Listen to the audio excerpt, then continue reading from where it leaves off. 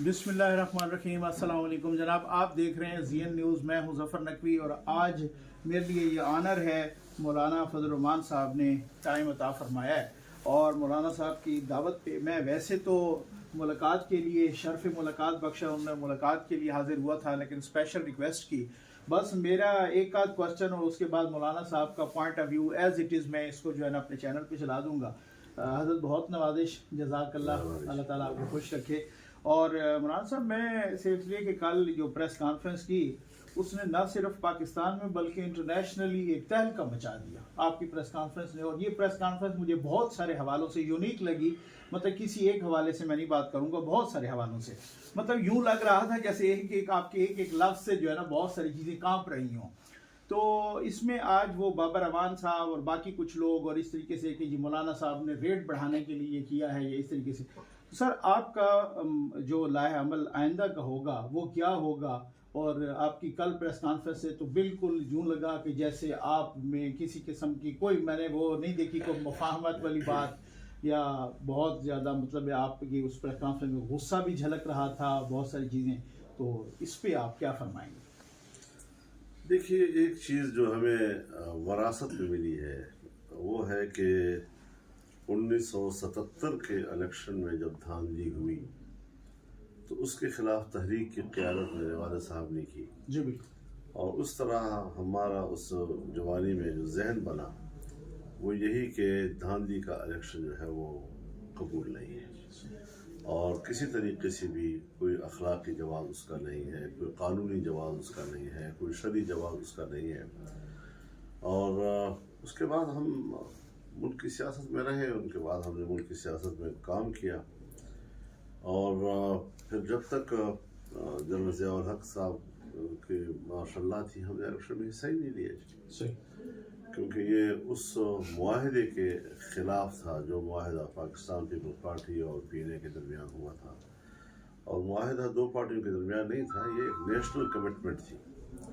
तो कौम के साथ एक अहद पैमान वो उसका हम सबको एहसास था, वो दर्स हमें मिला। अब एक लंबे अरसे से मुझे इसका एतराफ़ करना चाहिए कि बावजूद हमने कुछ बर्दाश्त भी किया, न चाहते हुए कबूल भी किया और मसलहतों के भी शिकार हुए। तो 2018 में भी हमने वाज़ेह तौर पर कहा कि जी अब हम मसलहतों की चादर जो है वो फेंकते हैं और हम तहरीक में आए और दोबारा इलेक्शन कराने के मुतालबे के साथ आए। और तमाम पार्टियों उस वक्त जो मुल्क के अंदर मुतारफ बड़ी पार्टियाँ, छोटी पार्टियाँ, सब हम इकट्ठे थे और हमने तहरीक चलाई उसके लिए। उसके बाद जी एक थोड़ा सा इख्तलाफ राय रहा थ्योरीज का कि तहरीक जो जिस उसूल की बुनियाद पर उठाई गई है, क्या उस उसूल को सामने रखते हुए हम तहरीक की क़ुव्वत से हुकूमत को चलता करें और उनको इस्तीफ़ों पे मजबूर करें या अपने इस्तीफ़े देकर ऐवान को खाली करें और उनको भी मजबूर करें। और दूसरी सूरत फिर ये कि एक जी अदम एतमाद लाए। हम अदम एतमाद के ख़िलाफ़ थे, इसमें बिल्कुल वाज़ेह बात। लेकिन हम इत्तेहाद नहीं तोड़ना चाहते थे और उस इत्तेहाद को बरकरार रखने के लिए हमने अपने राय की कुर्बानी दी। और फिर हमने कहा कि अगर अदम एतमाद के ज़रिए भी आप लेना चाहते हैं हुकूमत, तो फिर भी आप 1 महीने से ज़्यादा या 2 महीने से ज़्यादा हुकूमत ना चलाएं, क्योंकि ये सारी जो नुकसानात और तबाहियाँ हैं इसका मलबा अपने सर पे आप ले लेंगे और ये मलबा तुम्हारे ऊपर ही गिरेगा और फिर आपका ग्राफ नीचे आएगा, उसका ग्राफ ऊपर जाएगा जी। उसके बाद कहा जी कि जब हमने MQM का भी वोट लिया है और हमने बाप का पार्टी का भी वोट लिया है और उसी की वजह से 2-4 वोटों की अक्सरियत से हमारी हुकूमत बनी है, तो वो तो 1 महीने 2 महीने के लिए नहीं आए हमारे पास जी। तो कंटिन्यू रखें जी।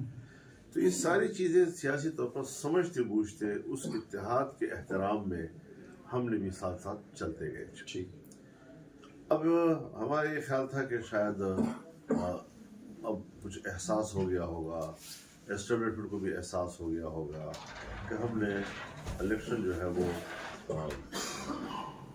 ذرا صحیح کرانے ہیں اور کچھ مداخلت سے پاک الیکشن ہونے چاہیے. لیکن جو ہم نے دیکھا الیکشن سے پہلے اس میں تو بالکل یہی نظر آ رہا تھا کہ جیسے وہی لوگ ہیں جو اس بات کے دن رات ایک کیے ہوئے ہیں کہ ہم ہی مینج کریں گے. تو ہم نے اس وقت بھی کوئی مزاحمت کا راستہ نہیں لیا جی. اور لیکن جب نتائج آئے تو ان نتائج کے بعد حضرت کوئی جواز نہیں تھا کہ ہم ایک بار پھر مصلحت کی چادر اوڑھ لیں. اور اب یہ نہیں ہے کہ ری الیکشن ہو. ٹھیک ہے. اب یہ ہے کہ ہماری مرکزی مجلس عمومی کو چونکہ اختیار ہے، ہمارے عاملہ کو اختیار نہیں ہے، تو سفارش کر دی ہے کہ مجلس عمومی اس بات پر غور کرے کہ کیا اس پارلیمانی نظام کو اب ہم آئندہ حصہ بنے یا خیر بات کہہ دیں. اچھا. کیوں ہم ایکسرسائز کریں، کیوں ہم اپنے آپ کو تھکائیں. ایک چھوٹی سی بات، جیسے آپ فرما رہے ہیں الیکشن سے پہلے آپ مطمئن بھی تھے، تو پھر ہم یہ کہہ سکتے ہیں کہ آپ جیسے زیرک سیاستدان بھی دھوکہ کھا گئے. آپ جس لفظ سے بھی اس کو تعبیر کریں وہ اپنی جگہ پر ہو، لیکن مجرم دھوکہ دینے والا ہوتا ہے. صحیح بات. دھوکہ کھانے والا جو ہے وہ تو خلوص نیت سے، کبھی سادگی سے، اعتبار کر کے، اعتماد کر کے. تو وہ کہتے ہیں نا جی کہ دل بھی کیا چیز ہے لینے کے لیے جاتا ہے، اس سے پیمان وفا جس پہ بھروسہ ہی نہیں. تو مرازا آپ کے حصے میں بھی ماشاء اللہ ہم ویسے نیشنل میڈیا پہ بھی عام طور پہ سنتے رہتے ہیں اور دیکھتے رہتے ہیں کہ کمال کی ہے. میں صرف یہ کہ ابھی آپ نے ہم وہ سمرو صاحب کو بھی سن رہے تھے کل ایک ٹی وی پر، اور آپ بھی فرما رہے ہیں کہ ابھی مجلس عمومی نے یہ فیصلہ کرنا ہے. مطلب یہ تو ہے نا کہ آپ جس طرح کی بھی تحریک چلائیں گے وہ تحریک تو جمہوری اور سیاسی تحریک ہوگی نا، اس میں کسی قسم کا ہمیں تشدد کا عنصر یا اس طرح کی کوئی چیز نہیں. میں بلا تردد ایک بات کہنا چاہتا ہوں کہ سیاسی، جمہوری، آئینی، قانونی حدود میں رہتے ہوئے پرامن سیاسی جدوجہد کا راستہ ہم لیں گے. لیکن فیصلے اب ایوان میں نہیں، اب میدان میں ہوں گے. یہ ایک بات واضح رہے گی. حضرت شیخ الہند رحمۃ اللہ علیہ نے جب 1919 میں جمعیت علماء کی بنیاد رکھی تو اس سے ہمیں دو چیزیں ورثے میں ملی ہیں. ایک جمعیت علماء کا نظریہ اور عقیدہ، اور دوسرا اس نظریہ اور عقیدہ کے لیے کام کرنے کا منہج اور رویہ. یہ ہمارے پاس ان کی امانت ہے. ہم عدم تشدد کی ان کا جو فلسفہ ہے اور انہوں نے جو سارے ہندوستان کو پڑھایا، ہم اس کے امین ہیں. اور ہماری جدوجہد بالکل سیاسی ہوگی. ہم بلا تردد اس بات کو، اس پہلو کی نفی کریں گے کہ خدا نخواستہ پاکستان میں ہم بندوق کی طرف جائیں. کیوں جائیں گے؟ ٹھیک ہے. ہم بالکل پرامن طریقے سے عوامی قوت کے ساتھ، کارکنوں کی قوت کے ساتھ، ان کی قربانیوں کے ساتھ آگے بڑھیں گے. اور جب تک ہم اس بات کا اطمینان حاصل نہ کریں کہ اب ہماری اسٹیبلشمنٹ، ہماری فوج سیاست سے مکمل لا تعلق نہیں ہوئی، وہ عوام کے سامنے سرنڈر نہیں ہوئی اور آئین کے سامنے سرنڈر نہیں ہوئی، پھر اگر فیصلہ ہوا تو پھر اسی انداز میں ہوگا. لیکن فیصلہ بہرحال مرکزی مجلس عمومی نے کرنا ہے. اس وقت حالات کیا بنتے ہیں، کدھر بنتے ہیں. اور رہی بات یہ کہ کوئی کہتا ہے کہ ہم اپنے ریٹ بڑھانے کے لیے، تو میرا ریٹ پہلے سے کہاں کم ہے. اللہ کا فضل ہے، میں شکر گزار ہوں اللہ تعالیٰ کا کہ اس نے بغیر کسی منصب کے جو عزت ہمیں عطا کی ہے، ہمیں اس پر شکر گزار ہونا چاہیے، ناشکرہ نہیں بننا چاہیے. یہ تو اللہ کا نظام ہے. اللہ کہتا ہے کہ حکومت بھی میں دیتا ہوں، چھینتا بھی میں ہوں، عزت بھی میں دیتا ہوں، ذلت بھی میں دیتا ہوں. اب یہ جو اقتدار دینا اور لینا اور عزت دینا اور لینا، یہ دو الگ الگ چیزیں ہیں. تو یہ بھی ہو سکتا ہے کہ دونوں دے دے، یہ بھی ہو سکتا ہے کہ دونوں میں سے ایک دے دے. جس طرح اللہ رب العزت نے حضرت حسین کو اقتدار تو نہیں دیا لیکن عزت تو دی. یزید کو اقتدار دیا لیکن ذلت کے ساتھ دیا. تو یہ تو خدائی فیصلے ہیں اور ہم ان چیزوں پہ ایمان رکھتے ہیں. ہم اس کتاب اللہ کے اور سنت رسول اللہ کے طالب علم ہیں. ہم وہی سے اخذ کرتے ہیں اور ان سے اخذ کر کے پھر ہم اس کے مطابق فیصلے کرتے ہیں. ہاں مختلف سیاسی جماعتیں ہیں, ادارے ہیں, ہم ان کے ساتھ بیٹھتی بھی ہیں, گفتگو بھی کرتے ہیں, مشاورت بھی کرتے ہیں ان کی بہتری کے لیے.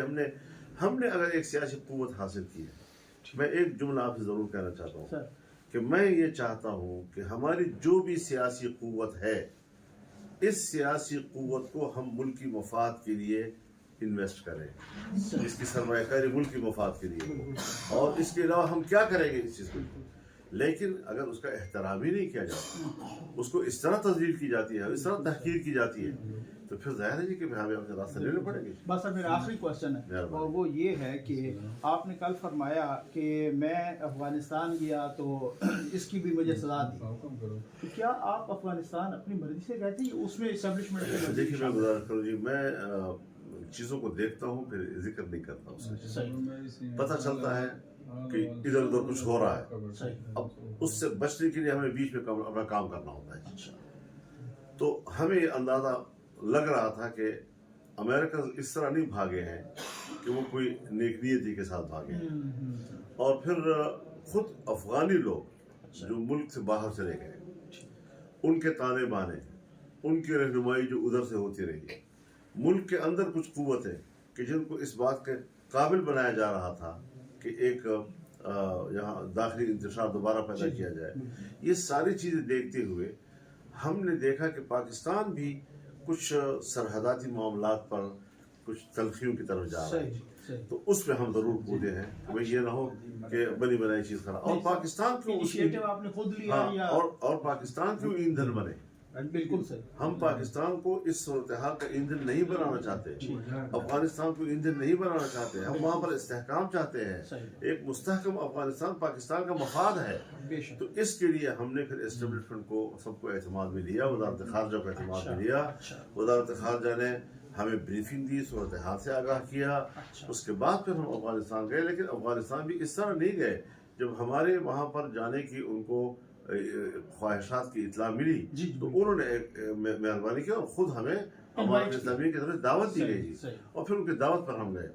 تو ہم ایک اچھی پوزیشن لے کر گئے, اور وہاں پر ہم نے دو طرفہ تعلقات اور مختلف شعبوں میں ایک دوسرے کے ساتھ تعاون پر ہم نے بات کی, اور اس تعاون کے راستے میں کیا کیا ممکنہ رکاوٹیں ہیں اس پر بات کی, اور اس کے لیے ہم نے راستے بنائے. اور پھر واپس آ کر میں نے تمام لوگوں کو اس صورتحال سے آگاہ کیا, اور دونوں ملاقات بھی ہوئی, دونوں جاتے ہوئے بھی اور آتے ہوئے بھی سب کو مکمل اعتماد میں لیا, اور اعتماد میں لینے کے بعد انہوں نے کہا کہ اس سے بہتر بات اور کوئی نہیں کر سکتا جی. تو اس کے بعد ذرا وہ صورتحال نرم ہوتی چلی گئی. اب اس صورتحال میں صورتحال کی بہتری جو ہے, بہتری لانا, اس میں ایک افغانستان ہے اور ایک پاکستان ہے. افغانستان کی اپنی ایک پوزیشن ہے, وہ جب بات کرتے ہیں تو اپنی پوزیشن میں کرتے ہیں. پاکستان کی ایک اپنی ایک پوزیشن ہے, پاکستان جب بات کرتا ہے تو اپنی پوزیشن میں کرتا ہے. اور ظاہر ہے کہ جہاں بھی دو فریق ہوں گے, ہر ایک فریق کی اپنی ایک پوزیشن ہوگی, اور وہ اپنی پوزیشن کے دائرے میں بات کرتا ہوگا جی. تو اس حقیقت کو تسلیم کرتے ہوئے ہم نے دونوں کی پوزیشنوں کو سامنے رکھتے ہوئے راستے نکالنے کی کوشش کی, اور یہ آغاز اور شروعات تھا. یہ نہیں کہ ہم کوئی مسئلے کا آخری حل لے کر آئے, یہ ایک شروعات تھا, یہ ایک آغاز تھا, اور ایک کامیاب آغاز تھا الحمدللہ. تو اس میں اب یہ چیزیں ان کو نبھا رہی تھی کہ اب ہم تو امارت اسلامیہ کو کمزور دیکھنا چاہتے ہیں, ہم تو امارت اسلامیہ کو آنے والے مستقبل میں تباہ کرنا چاہتے ہیں, اور سب سے بڑا ٹول جو ہمارے پاس ہوگا وہ پاکستان اور افغانستان کے تعلقات میں جب بگاڑ آئے گا تو وہ سب سے زیادہ بہتر ٹول کی طرف ہم استعمال کر سکیں. امریکہ کو بری لگی یہ چیز جی, اچھا, تو جب ان کو بھی بری لگتی ہے پھر میں حماس کے طور پہ بھی استعمال ہوا, وہی کر رہا ہوں. یہ چیزیں چلتی ہیں نا, گریٹ گیم جو دنیا میں چلتی ہے, تو وہ ہمارے جیسے کمزور ملکوں پہ اثر انداز ہوتے ہیں جی, ان کی پالیسیوں پہ اثر انداز ہوتے ہیں, وہ اپنی مرضی کے لوگوں کو اوپر لاتے ہیں, اور ایک ایسے نظام بناتے ہیں کہ جس میں ہماری پالیسیوں کے خلاف کوئی نہ کھڑا ہو سکے. پھر اسرائیل جو ہے, جو امریکہ اور یورپ کا ایک ناجائز بچہ ہے یہ, اور وہ پال رہے ہیں اس کو, جب وہاں جنگ شروع ہوتی ہے اور میں فلسطینیوں کی حمایت میں اٹھتا ہوں اور میں حماس کی قیادت سے ملنے کے لیے جاتا ہوں, تو یہ کہاں بھاتے ہیں. اس لیے بین الاقوامی جو اثر رسوخ ہے, جو ان کے ہمارے خلاف عزائم ہیں, وہ ان حالات میں کام آئے ہیں اور استعمال ہوئے ہیں, اور ہمارے اداروں نے دباؤ میں آ کر اس प्रेशर को कबूल किया है। اچھا سر، بہت نوازش، جزاک اللہ مولانا صاحب، بہت نوازش.